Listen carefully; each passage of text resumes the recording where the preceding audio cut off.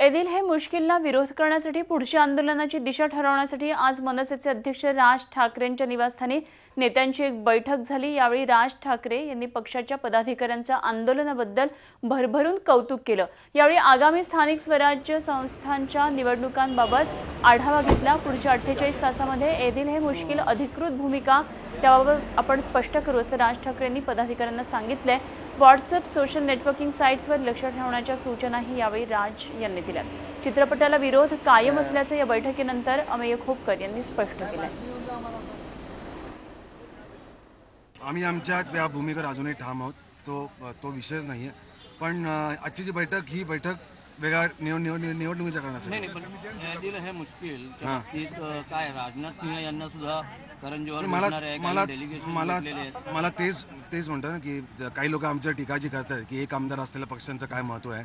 तर मला असं वाटतं की एक आमदार असलेल्या पक्षासाठी जर का विरोधामध्ये तुम्हाला केंद्रातल्या गृहमंत्र्यांना भेटावं लागतं, म्हणजे याचा अर्थ आमची महाराष्ट्रातली ताकद बघा तुम्ही, आणि येणाऱ्या काळामध्ये तुम्हाला दिसेल। झी 24 तास रहा एक पाऊल पुढे।